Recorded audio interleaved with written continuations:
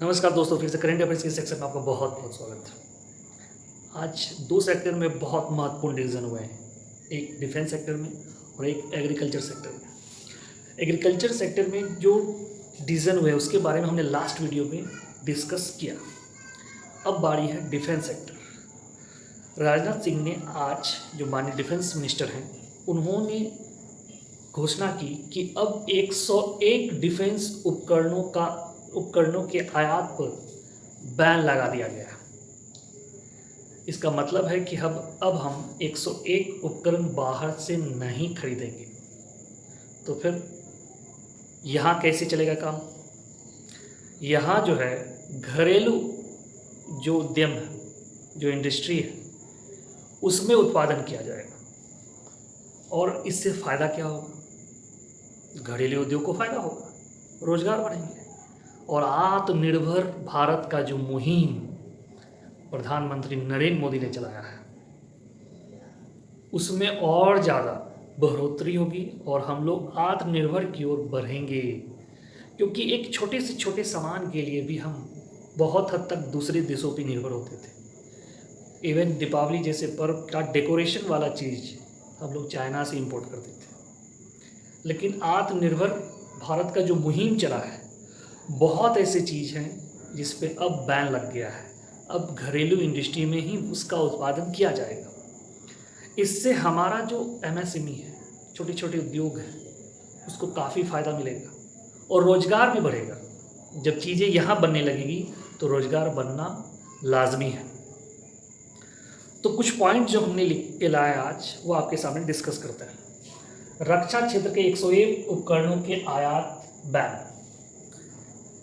रक्षा क्षेत्र में अगस्त क्रांति यानी एक रिवॉल्यूशन है रक्षा क्षेत्र में। 101 उपकरणों पर बैन लगाना आसान नहीं है और भारत सरकार ने बैन लगाकर अब घरेलू उत्पादन को बढ़ावा देने का काम किया है। इससे हमारा जो डोमेस्टिक इंडस्ट्री है उसको देखिए कितना फ़ायदा होगा। इसमें देखिए अगले 6-7 वर्षों में घरेलू कंपनियों को 4 लाख करोड़ का ऑर्डर मिलेगा। ये बहुत बड़ा फ़ायदा है।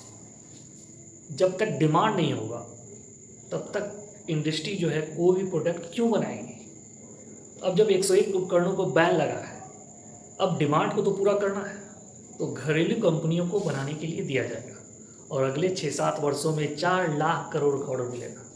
और इसमें अलग से 52,000 रक्षा क्षेत्र के लिए 52,000 करोड़ का अलग से बजट निर्धारित किया गया है। ये मास्टर स्ट्रोक है नरेंद्र मोदी जी का। आत्मनिर्भर भारत जब तक नहीं होगा हम तब तक विकसित देश की श्रेणी में नहीं आ सकते। आज बहुत कुछ हम चाइना से मंगाते हैं, लेकिन चाइना वाइस वर्सा हमसे उतना चीज़ नहीं लेता है। तो हम क्यों ना प्रोडक्शन को बढ़ाएं ताकि हम भी एक्सपोर्ट कर सकें। और जब एक्सपोर्ट बढ़ेगा हमारा, अपनी खपत के बाद जो बचेगा हम एक्सपोर्ट करें तो मुनाफा भी होगा। जब तक हम स्ट्रांग नहीं होंगे तब तक आप बड़े बड़े देशों की श्रेणी में, डेवलप कंट्री की श्रेणी में नहीं आ सकते। और जिस ढंग से आज एग्रीकल्चर सेक्टर में घुसना हुआ, जिस ढंग से डिफेंस सेक्टर में घुसना हुआ, वो बताया रहा है इस गवर्नमेंट का कि किस ढंग से वो देश को आत्मनिर्भर बनाना चाहते हैं।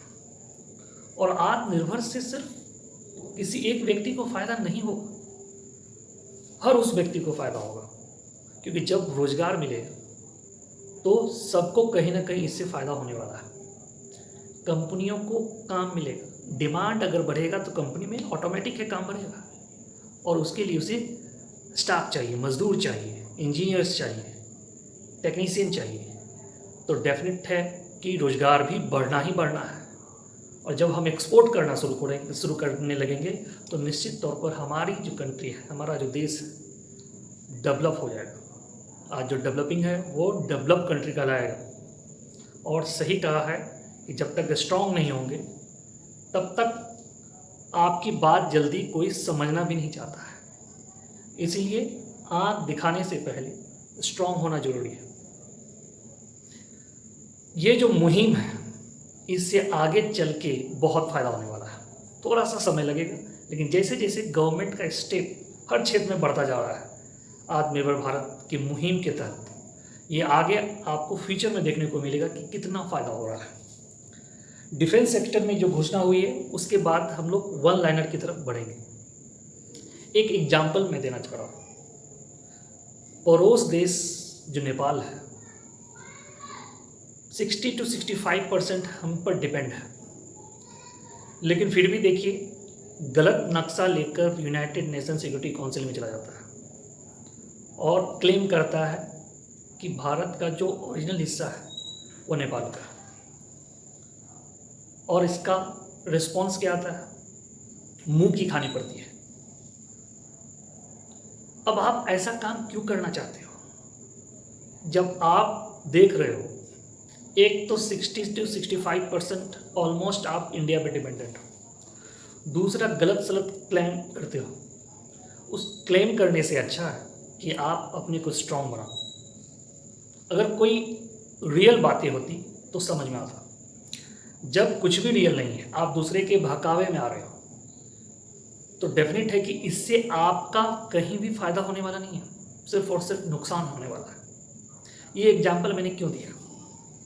ये तो तय है कि ये जो डिसीजन है नक्शा वाला, जो गलत नक्शा प्रस्तुत कर रहे हो, ये पूरे नेपाल का नहीं है, ये वहाँ के लीडर का है जो गलत डिसीजन ले रहा है। हमारे और नेपाल के बहुत अच्छे संबंध हैं, लेकिन एक लीडर की गलती के कारण संबंध बिगड़ सकता है।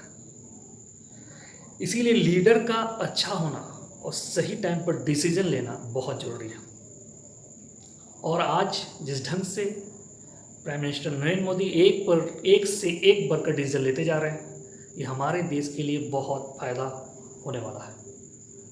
जिस ढंग से हम लोग स्ट्रांग बनते जा रहे हैं, आगे कुछ दिनों में इसका रिजल्ट आने वाला है, तो डेफिनेट है कि लोग हमारी बात अभी भी सुन रहे हैं और आगे भी और अच्छे तरीके से सुनेंगे।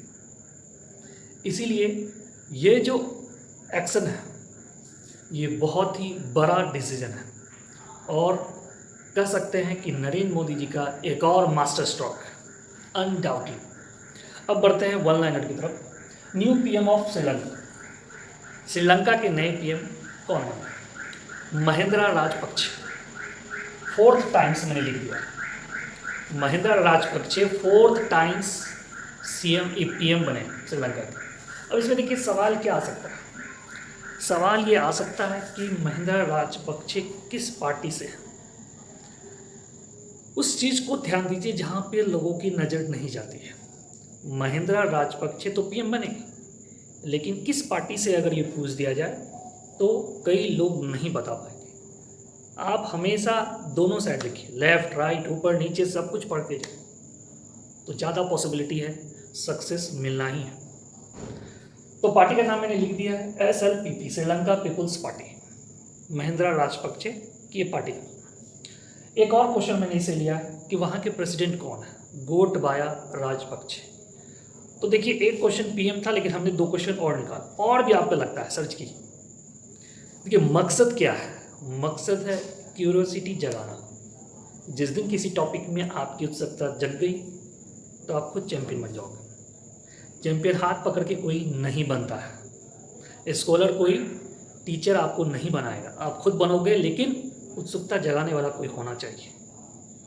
वो इंटरेस्ट अगर कोई जगा दिया आपको तो डेफिनेटली है कि आप आगे बढ़ोगे, बहुत आगे बढ़ोगे, जो ड्रीम है वो पूरा होगा। तीसरे टॉपिक की तरफ बढ़ते, ये भी वन लाइनर है। बुक का नाम है विशेष कोड टू विन। ये book Vishesh code to win, ये बायोग्राफी है विशेष भृगुवंशी का। ये बायोग्राफी है विशेष भृगुवंशी का, जो वाराणसी के हैं, the youngest basketball captain. Bharat के ये खिलाड़ी हैं और पहले ऐसे खिलाड़ी हैं जिसे ऑस्ट्रेलियन बास्केटबॉल लीग में साइन किया गया था 2017 में। पहले ऐसे बास्केटबॉल प्लेयर हैं जिसे ऑस्ट्रेलियन बास्केटबॉल लीग में साइन किया गया। इनका बायोग्राफी है, नाम है आपका विशेष code to win. Published by publication कौन है? Blue rose. और ऑथर कौन है? निरुपमा यादव। यानी कि दोनों संभावनाएं हो सकती है। फिर से ध्यान देना, पब्लिश्ड बाय ब्लू रोज और ऑथर निरुपमा यादव। दोनों चीज़ हमने बता दिया। बास्केटबॉल प्लेयर कहाँ से आते हैं? वाराणसी से। फर्स्ट प्लेयर है जिसे ऑस्ट्रेलियन बास्केटबॉल लीग ने साइन किया। इनकी बायोग्राफी के ऑथर कौन है? निरुपमा यादव।